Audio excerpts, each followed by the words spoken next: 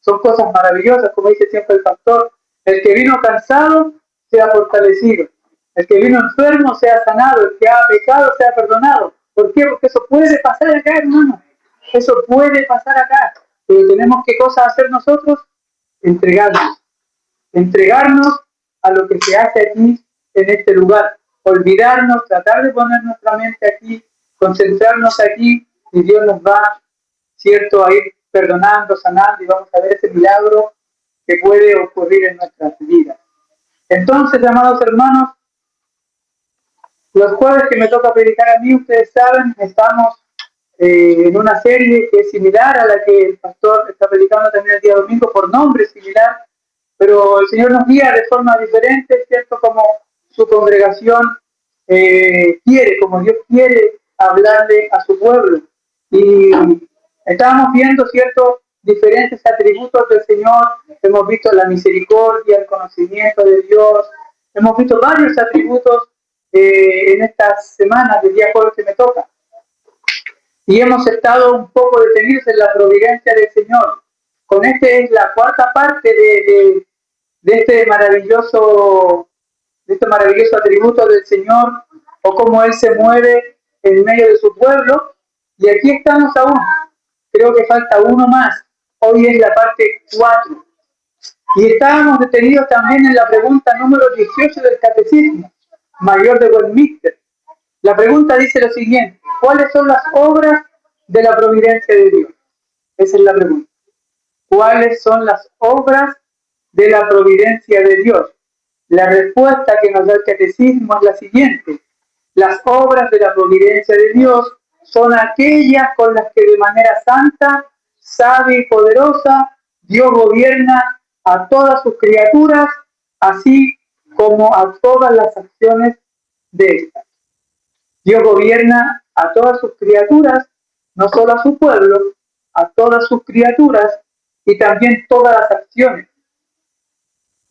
Y dijimos que de lo que Dios ha descansado, ¿cierto?, es de las obras de la creación. Él ya no crea universos, no crea órbitas, no crea naciones, no crea esas cosas nuevas, especies. Dios acabó todo eso. En Génesis 2:2 dice: y acabó Dios en el día séptimo la obra que hizo, y reposó en el día séptimo de toda la obra que había realizado. Pero de gobernar y ordenar todas las cosas para su gloria, de eso Dios no ha reposado.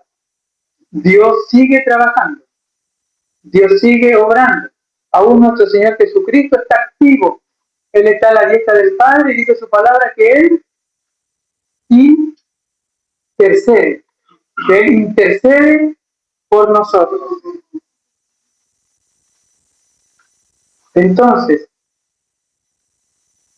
en el Evangelio de Juan, capítulo 5, versículo 17, Jesús le respondió a los judíos: mi Padre hasta ahora trabaja y yo trabajo. El contexto inmediato: Jesús acaba de sanar a un paralítico en Betesda un día sábado. Eso lo vimos también al inicio de esta serie. Aquí empezamos en Juan capítulo 5, versículo 17. Jesús acaba de sanar a un paralítico en Betesda un día sábado. Los judíos estaban molestos porque Jesús hizo eso, pero en realidad no estaban tan molestos porque hubiese sanado al enfermo. Ellos estaban molestos porque Jesús había quebrantado su tradición, que era trabajar el día sábado. No se podía realizar eso. Entonces Jesús le responde que Él trabaja aún y su Padre también. Esta respuesta provoca aún más indignación en los judíos. Y por eso el versículo 18 de Juan dice: por esto los judíos aún procuraban matarle, porque no solo quebrantaba el día de reposo, sino que también decía que era Dios su propio Padre, haciéndose Jesús igual a Dios. Por eso que también, aún más, la palabra nos enseña que procuraban matarle. Algo importante que debemos decir es que el texto principalmente, doctrinalmente, está destacando la deidad del Padre con el Hijo. Eso es lo que destaca en su forma principal. Pero implícitamente habla y enseña sobre la providencia divina del Señor. Entonces, ¿qué significa mi Padre hasta ahora trabaja?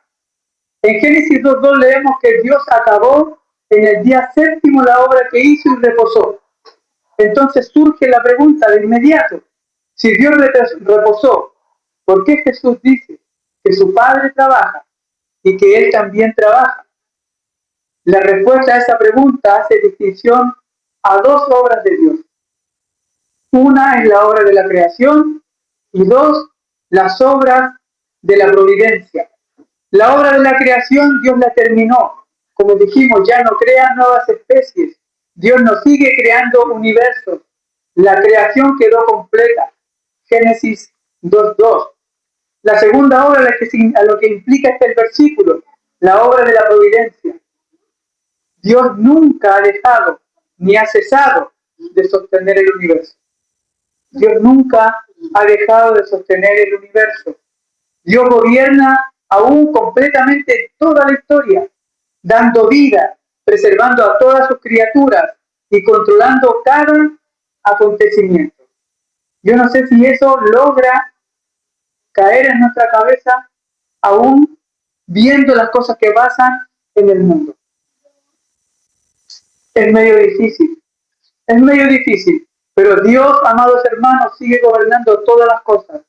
Nuestra mente, que es muy finita, nuestra mente, que es muy débil, no logra contemplar los maravillosos, hermosos y perfectos planes del Señor. Y ese es nuestro problema. Por eso que el justo vive por fe. Por eso que nosotros, amados hermanos, somos sostenidos por la fe. Haciendo esta pequeña introducción, vamos al resumen de la predicación pasada. ¿Qué es lo que vimos el jueves antes pasado? Que las providencias de Dios muchas veces parecen ser extrañas, pero siempre son perfectas. Parecen ser extrañas, pero siempre son perfectas. Extraño, ¿por qué? ¿Cómo es que una enfermedad me va a llevar a orar más? ¿Cómo es que un problema económico me va a llevar a depender más de Dios? Algunas cosas o providencias son extrañas, pero siempre, amados hermanos, son sabias y son perfectas. Eso lo vimos, Romanos capítulo 8, versículos 28 y 29, dice la Escritura que todas las cosas a los que aman a Dios le cooperan para el bien. Ya que nos vimos que Dios utiliza incluso a los impíos para cumplir sus propósitos. ¿Cómo que esa providencia no va a ser extraña, amados hermanos? Es algo extraño. Vimos el ejemplo en Isaías capítulo 10, versículos del 1 al 7. El ejemplo de la nación de Asiria demuestra que Dios puede usar naciones perversas como instrumentos de disciplina. Aunque los hombres actúen conforme a sus propios deseos pecaminosos, jamás escapan al gobierno soberano de Dios. El contexto en Isaías capítulo 10, versículos del 1 al 7. Pongámoslos ahí, hermana, por favor. Yo voy a ir un poco de aquí y nosotros vemos el capítulo allá. Isaías capítulo 10, versículos del 1 al 7. El profeta Isaías está denunciando la corrupción y la injusticia de los gobernadores de Judá. Eso lo vimos. ¿Qué es lo que estaban haciendo estos líderes? Dictaban leyes injustas, oprimían a los pobres, explotaban a las viudas y despojaban a los huérfanos. Versículo 1 y 2. Hay de los que dictan leyes injustas y prescriben tiranía para apartar del juicio a los pobres y para quitar el derecho a los afligidos de mi pueblo, para despojar a las viudas y robar a los huérfanos. Eso es lo que estaba pasando en ese momento. Entonces Dios anuncia que traerá juicio sobre ellos por medio de una nación pagana, Asiria. Asiria no era un pueblo justo ni piadoso, eran crueles, orgullosos y violentos. Sin embargo, en el versículo 5, ¿cómo los llama Dios? Veamos el versículo 5. Oh Asiria, vara y báculo de mi furor, en su mano he puesto mi ira. ¿Qué es lo que estaba haciendo Dios? Dios estaba utilizando como instrumento para disciplinar a su pueblo, aunque el perverso y malvado corazón de los asirios era producto de ellos mismos. Dios no es autor del pecado. Dios no es parte del pecado. Dios, como es soberano y todopoderoso, puede aún hacer que todas las cosas conjuguen para el bien de su pueblo. Asiria actuaba por sus propios deseos pecaminosos, pero al mismo tiempo estaba cumpliendo sin saberlo los decretos soberanos de Dios. Las obras de la providencia de Dios a veces parecen ser extrañas, pero siempre, amados hermanos, son sabias, santas y perfectas para nuestra vida, amados hermanos, y para la iglesia del Señor. ¿Qué más vimos? La prosperidad de los malos nunca es una señal del favor salvador de Dios. La prosperidad de los malos nunca es una señal del favor salvador de Dios. Vimos también que Dios hace que incluso los impíos cooperen para el bien de sus hijos. Las personas injustas y las circunstancias difíciles son utilizadas por Dios para disciplinarnos. ¿Cuántos necesitan disciplina? Sí, la necesitamos. Y a veces, amados hermanos, como nosotros no somos muy habilosos, nos gusta, amados hermanos, a veces que la disciplina del Señor un poco nos azote y nos corte y nos pode. Ahí recién aprendemos. Y ahí recién entender. Y eso es así. Y todos, amados hermanos, somos así muchas veces. Entonces, Dios hace que los impíos incluso cooperen para el bien de sus hijos. ¿Qué más vimos? Las pruebas forman el carácter de Cristo en nosotros. Las injusticias producen paciencia, fe, dependencia del Señor y una respuesta semejante a la de Cristo, quien soportó el sufrimiento, encomendando la causa al que juzga justamente. Entonces, ¿cómo las providencias de Dios no van a ser extrañas, amados hermanos? Si muchas veces las injusticias proveen para nosotros material para ser más semejantes a Cristo. Veamos 1 de Pedro capítulo 20 al 23. Va a salir ahí proyectado. Las pruebas forman el carácter de Cristo en nosotros y nos ayudan a responder de forma semejante a la que respondió nuestro Señor Jesucristo. En el versículo 22, hermana, por favor. 1 de Pedro capítulo 1. 1 de Pedro, perdón, capítulo 2. Capítulo 2, versículo del 20 al 23. Dice, pues qué gloria es, si pecando soy abofeteado. Eso así éramos antes. Si pecando somos abofeteados, ¿cómo lo soportábamos? Más que haciendo lo bueno, sufrís y lo soportáis, esto ciertamente es aprobado delante de Dios. Pues para esto fuiste llamados. Para esto nosotros, amados hermanos, fuimos llamados, porque también Cristo padeció por nosotros, dándonos ejemplo para que sigáis sus pisadas. Versículo 23. Quien cuando le maldecían no respondía con maldición, cuando padecía no amenazaba, sino que encomendaba la causa al que juzga justamente. Y para llegar a eso, que es gracia del Señor, para llegar a eso, que es ser semejante al carácter de Cristo, para llegar a eso, muchas veces tenemos que vivir en justicia. Para llegar a eso, amados hermanos, muchas veces tenemos que padecer injustamente. Para llegar a eso, muchas veces tenemos que ser injuriados.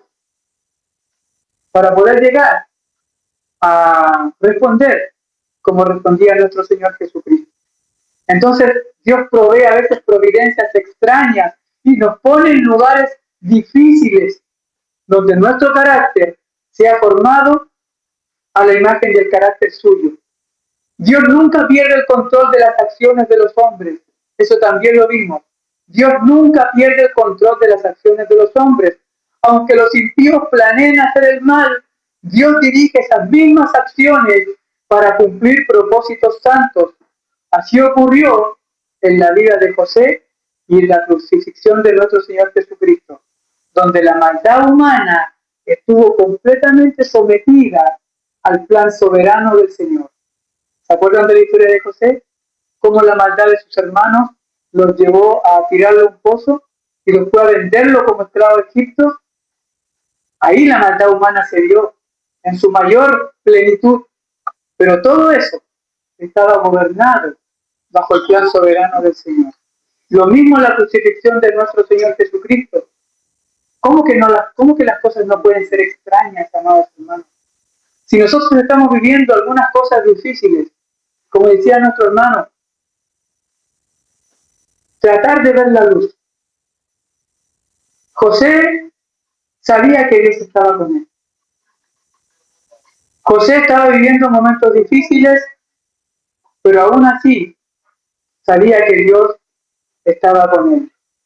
¿Qué más vimos? Los hombres perversos son instrumentos involuntarios en las manos de Dios. Los hombres perversos son instrumentos involuntarios en las manos de Dios.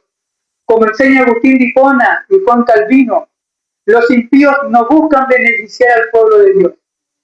Los malos jefes, los malos compañeros de trabajo, aquellos injuriadores, aquellos calumniadores, ellos no buscan beneficiar al pueblo de Dios. Pero el Señor utiliza sus acciones para pulir nuestro carácter y avanzar en la obra de santificación. ¿No es extraño eso, amados hermanos? Es extraño, pero es la realidad. Y debemos, amados hermanos, en medio de toda esa adversidad, pedirle ayuda al Señor para confiar en Él. Dios utiliza, también vimos esto, las dificultades cotidianas para santificarnos. Al jefe hostil, al compañero orgulloso, ellos pueden convertirse en herramientas mediante las cuales Dios desarrolla nuestra paciencia, nuestra mansedumbre, nuestro dominio propio, nuestra humildad, nuestro amor. Y algo súper importante, que es aprender a depender de Dios en los momentos difíciles de nuestra vida. Dios utiliza las dificultades cotidianas para santificarnos. Por último, vimos también que la prosperidad temporal de los impíos no altera la justicia de Dios. La prosperidad de los impíos no altera la justicia de Dios. Las riquezas, el poder o el éxito terrenal pueden formar parte de la providencia o de la gracia común de Dios, pero jamás constituyen evidencia de salvación. Dios recompensará a su pueblo, a los suyos, con gloria eterna y juzgará justamente a los hombres. Hago este resumen, amados hermanos, porque yo me pierdo a veces una semana, 2 semanas, y necesito que podamos recordar estas cositas que son muy importantes. Hoy nos toca ver entonces otros aspectos de la providencia de Dios. Y uno de ellos es que la providencia de Dios es irresistible y sus tiempos son perfectos. La providencia del Señor es irresistible y sus tiempos son perfectos. Veamos el Salmo 105. Salmo 105, versículos del 17 al 20.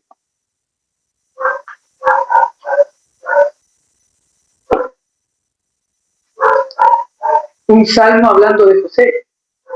Envió un varón, dice el versículo 17. Envió un varón delante de ellos, a José, que fue vendido por siervo. Afligieron sus pies con grillos. En la cárcel fue puesta su persona. Hasta la hora que se cumplió su palabra. El dicho de Jehová le probó. Envió al rey y le soltó. El Señor de los pueblos le dejó ir libre. ¿Cuánto tiempo tuvo preso José? Aproximadamente 13 años. Génesis 37, versículo 2, siendo José de edad de 17 años. Génesis 41, 46, cuando salió de la cárcel, era José de edad de 30 años, cuando fue presentado delante de Faraón, rey de Egipto. La vida de José demuestra que las pruebas tienen un tiempo determinado por Dios, amados hermanos. Como decía el Salmo, hasta la hora que se cumplió su palabra. El dicho de Jehová le probó, envió al rey y le soltó. El Señor de los pueblos te dejó ir libre. Pero mediante muchas cosas, muchas circunstancias que se fueron dando en el camino, muchas situaciones tuvo que vivir José. El copero, el panadero, llegaron a la cárcel. Él reveló sus sueños, los bendijo, ellos salieron libres. Se olvidaron de José. Pero un día algo pasó, providencialmente también, amados hermanos, esa es la idea. Todas las cosas, Dios las gobierna bajo su soberana gracia y su soberano poder. Un día llegó, un día soñó Faraón y nadie podía interpretar el sueño. Ahí recién se acordaron de José. Y Dios usó a Faraón para mandarlo en libertad. Lo mandó a traer, lo sacó de la cárcel. Llegó José, le interpretó el sueño y se cumplió el propósito del Señor para la vida de José. Gobernador de Egipto. Después mandó a traer, ¿a quién? A toda su familia, a todo el pueblo. Y ahí habitaron en Egipto. De ahí para adelante, Israel y todo lo que conocemos de la historia de Israel. Entonces, amados hermanos, ¿cómo Dios no va a gobernar todas las cosas? Dios gobierna bajo su gracia soberana todos los acontecimientos que ocurren en el mundo. La cárcel no pudo retenerlo ni un día más. Cuando llegó la hora establecida por el Señor, del mismo modo nuestras aflicciones, las aflicciones del creyente permanecen solo hasta cumplir el propósito por el cual fueron enviadas. ¿Cuál es el problema, amados hermanos? ¿Cuál es el problema?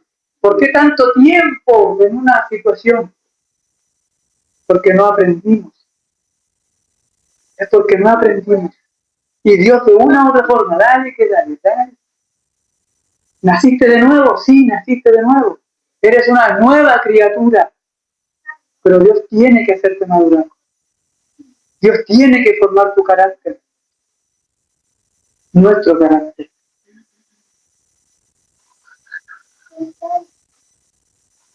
Por ende, somos llamados a confiar en Dios, aun cuando sus providencias parecen contradecir sus promesas. Dios ha prometido, ¿cierto?, bendecir nuestra vida, hacernos más semejantes a Cristo. Dios ha prometido gozo, dicha, felicidad. Dios ha prometido eso para nosotros, prosperidad espiritual. Dios ha prometido esas cosas. Pero debemos confiar cuando en medio de todas esas promesas, lo que estamos viviendo contradiga esa promesa. Hebreos capítulo 11, veamos esto y lo hablaremos. Hebreos capítulo 11, versículos del 17 al 19. Por la fe Abraham, cuando fue probado, ofreció a Isaac. Y el que había recibido las promesas, Abraham, ofrecía a su unigénito. Habiéndosele dicho, Dios le dijo, habiéndosele dicho, en Isaac te será llamada descendencia. Pensando que Dios es poderoso para levantar aún de entre los muertos. ¿Qué estaba pasando ahí, amados hermanos? Dios había prometido que la descendencia del pacto vendría por medio de Isaac. Génesis 21:12. Entonces dijo Dios a Abraham, no te parezca grave a causa del muchacho y de tu sierva. En todo lo que te dijere Sara, oye su voz, porque en Isaac te será llamada descendencia. Para que podamos unir las piezas de Génesis 21:12 y Génesis 21:9. Génesis 21:9 dice, y vio Sara que el hijo de Agar, la egipcia, el cual ésta le había dado a luz a Abraham, se burlaba de su hijo Isaac. ¿Qué es lo que dijo Sara o qué es lo que le pidió Sara a Abraham? Que fueran expulsados, porque Ismael se burlaba de Isaac y porque ella no quería que compartiera la herencia con el hijo de la promesa, Abraham, y Abraham se entristeció profundamente. Pero Dios le confirmó que escuchara a Sara, no porque ella siempre tuviera la razón, sino porque en este caso estaba de acuerdo con el plan soberano de Dios. El pacto y la línea mesiánica serían establecidos por medio de Isaac y no de Ismael. Sin embargo, en Génesis capítulo 22, Dios ordena a Abraham ofrecer precisamente al hijo que tenía heredado las promesas. Génesis 22, versículos del 1 al 2. Aconteció después de estas cosas que probó Dios a Abraham y le dijo: Abraham, y él respondió: heme aquí. Y dijo: toma ahora tu hijo, tu único hijo Isaac, a quien amas, y vete a tierra de Moriach, y ofrécelo allí en holocausto sobre uno de los montes que yo te diré. Bajo una perspectiva humana, amados hermanos, esta situación que estaba viviendo Abraham no contradecía la promesa de Dios a Abraham, que en Isaac le quería llamada descendencia. Dios le dijo que iba a bendecir la simiente por medio de Isaac, pero ahora se lo está pidiendo. Si Isaac moría, ¿cómo se cumpliría el pacto? Abraham no concluyó que Dios había cambiado de parecer. Esa no fue la conclusión de Abraham, ni razonó de esa forma, ni que había olvidado su palabra. Por la fe entendió que aunque no comprendía el camino de Dios, el Señor seguiría siendo fiel a lo que había prometido. El Señor seguiría siendo fiel a lo que había prometido. El autor de Hebreo explica que Abraham razonó correctamente acerca del carácter de Dios, y eso es lo que nosotros debemos hacer en medio de nuestras pruebas, en medio de nuestras aflicciones. Conocemos al Señor, conocemos sus promesas, sus atributos, qué es lo que es Él, cómo es Él. Abraham no basó su confianza en lo que veía, sino en quién es Dios. Dios es un Dios inmutable, que no cambia. Y Dios es un Dios que no miente, es un Dios verdadero. Si la promesa dependía de Isaac y Dios pedía su vida, entonces Dios mismo tendría que intervenir, incluso resucitándolo de los muertos, si era necesario. Y aquí encontramos el principio fundamental de la providencia divina. La providencia nunca contradice las promesas de Dios. Dios siempre permanece fiel a su palabra, aunque el camino por el cual la cumpla sea extraño, o a veces nosotros, naturalmente, no lo podamos comprender.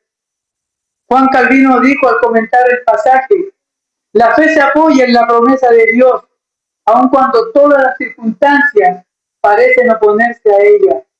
Es decir, la fe no interpreta la promesa a la luz de las circunstancias, sino las circunstancias a la luz de la promesa. No es lo que estemos viviendo, amados hermanos, lo que Dios quiere hacer en nosotros. No es que Dios se haya olvidado de nosotros. No es lo que estamos viviendo ahora. No es en la debilidad en lo que estamos, o en la que nos encontramos, o en la pérdida en la que estamos pasando.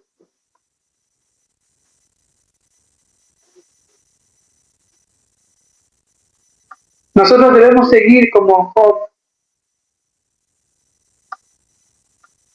Yo quedo muy corto al esto, si lo leo con mucho temor, amados hermanos. He aquí, Job 13:15. He aquí, aunque él me matare, en él esperaré. Amados hermanos, qué fuerte esto. Aunque él me matare, en él esperaré. Job no entendía la providencia de Dios, pero conocía al Dios de la providencia. Y eso es lo que nosotros debemos enfocarnos, amados hermanos, como iglesia. Aunque todo parecía indicar que Dios lo había abandonado, Job decidió seguir confiando en él. ¿Dónde está Dios? A veces decimos. ¿Por qué sigo en el estado en el que estoy? ¿O por qué no me puedo fortalecer? ¿O por qué ya no la palabra causa lo mismo que causaba antes? ¿O por qué yo ya no sigo o no siento el mismo deseo que sentía antes? ¿O por qué el fuego se ha apagado y ya no está encendido como se encendía antes? Muchas veces nos hacemos ese tipo de preguntas. Cuando pasemos por eso, amados hermanos, Dios sigue estando allí. Dios sigue estando allí. Pero Él no se resiste a un corazón contrito y humillado. Y nuestro peor enemigo es el orgullo, amados hermanos. La falta de humildad. No someter nuestra voluntad al Señor. Y creer y seguir pensando en que yo tengo la razón, yo tengo la razón.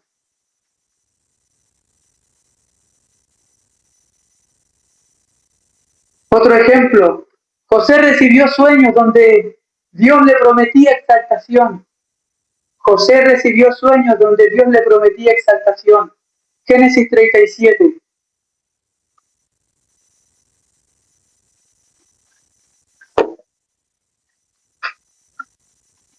Génesis 37.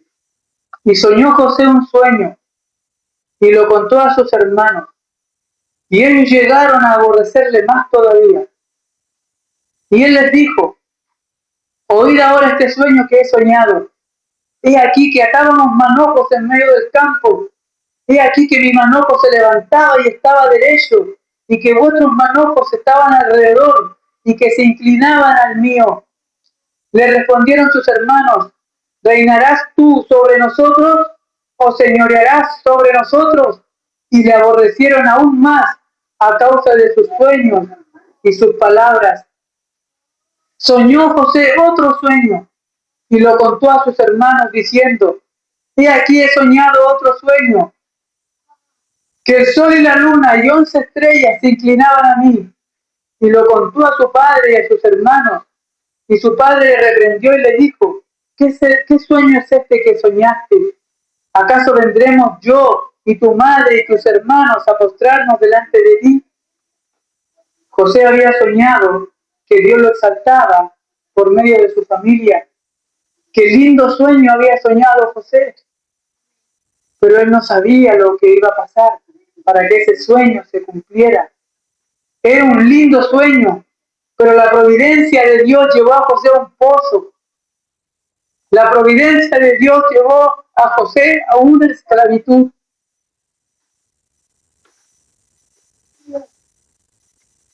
Lo llevó a la cárcel. Durante años las circunstancias parecieron negar las promesas del Señor. Y eso es lo que a veces pasa en nuestra vida, amados hermanos. Vivimos cosas muy difíciles, pero las promesas de Dios siguen estando intactas. Siguen estando allí, amados hermanos.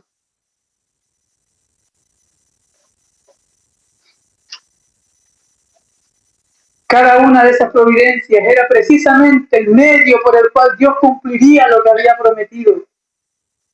Por eso el Salmo declara: hasta la hora que se cumplió su palabra, el dicho de Jehová le probó. La prisión no era la negación de la promesa, era el camino establecido por Dios para cumplirla. Cuando las circunstancias parecen oscurecer las promesas de Dios, el creyente no debe interpretar la fidelidad de Dios por lo que ve, porque eso te llevará a tomar decisiones equivocadas. Lo vamos a volver a leer. El creyente no debe interpretar la fidelidad de Dios por lo que ve, por lo que pasamos ahora, por lo que ve en nuestros ojos, porque eso nos va a llevar a tomar decisiones equivocadas, sino recordar que Dios nunca deja de ser fiel a su palabra. Segunda de Timoteo capítulo 2 versículo 13: si fuéramos infieles, Él permanece fiel, porque Él no puede negarse a sí mismo. La providencia de Dios puede ser misteriosa, puede ser dolorosa e incluso parecer contradictoria, pero jamás entrará en un conflicto con las promesas divinas. Lo que hoy no entendemos, mañana veremos que fue un medio muy sabio. Lo que hoy no entendemos, mañana veremos que fue un medio muy sabio y perfecto por el cual Dios cumplió exactamente lo que había prometido. Y yo sé, amados hermanos, que esto a veces se torna costa arriba y es muy difícil ponerlo en práctica. Pero debemos ir a las plantas del Señor. Debemos poner todas nuestras cargas, todo lo que pedimos, todo lo que necesitamos, debemos ponerlos a los pies del Señor. Romanos lo afirma, capítulo 8, versículo 28, que todas las cosas, los que aman a Dios, cooperan para el bien, conforme a los que son llamados. En ellos, y creo que este es el último ejemplo, Hechos capítulo 27, versículo 23 al 25. Dios prometió al apóstol Pablo las vidas de todos los que iban en aquel barco. Dios prometió al apóstol Pablo todas esas vidas. Habían presos, habían policías, no me acuerdo el nombre ahora, lo que ahí lo voy a ver, pero habían policías que estaban a cargo de ellos. Dios le prometió a Pablo todas las vidas que estaban ahí. Veamos el versículo 23. El apóstol Pablo dice, porque esta noche ha estado conmigo el ángel de Dios, de quién soy y a quién sirvo, diciendo, Pablo, no temas, es necesario que comparezcas ante César. Y he aquí Dios te ha concedido a todos los que navegan contigo. Por tanto, oh varones, tened buen ánimo, porque yo confío en Dios que así será, como así Él me lo ha dicho. Esa era la promesa. Dios tenía que llegar, Pablo tenía que comparecer ante César y que todas las personas, sus vidas se iban a salvar. Promesa. Pero ¿cuáles eran las circunstancias? Hechos 27, 41. Pero dando en un lugar de 2 aguas, hicieron encallar la nave, y la proa hincada quedó inmóvil, y la popa se abría con violencia en el mar. La popa significa la parte trasera, se rompía por las fuertes olas. Entonces, ¿cómo llegaron a tierra a salvarse todos? Hechos 27, versículo 42 al 44. Entonces los soldados acordaron matar a los presos. Ahí está la palabra, los soldados. Imagínense cómo esta situación también contradecía o se oponía a la promesa del Señor. Se imagina, amados hermanos, este soldado va y de repente saca su pistola y mata al preso. Pero no pasó así, amados hermanos. No pasó así. Los soldados acordaron matar a los presos para que ninguno se fugase nadando. Pero el centurión, queriendo salvar a Pablo, versículo 43, les impidió este intento. Centurión también providencialmente ahí, actuando a favor del propósito eterno de que todas las vidas se salvaran. Pero el centurión, queriendo salvar a Pablo, les impidió este intento y mandó que a los que pudiesen nadar se echasen primeros y saliesen a tierra. O sea, les dijo, ya los que puedan nadar, tírense al agua y lleguen ahí nadando. Versículo 44, y los demás en partes de las tablas, porque la nave ya se estaba rompiendo. Los demás que lleguen en partes de las tablas, partes en cosas de la nave, y así aconteció que todos se salvaron saliendo a tierra. Situación difícil, amados hermanos, contradictoria a la promesa que Dios le había dicho a Pablo, vas a llegar a compadecer delante del César y ninguna de las personas que está en este barco se va a morir.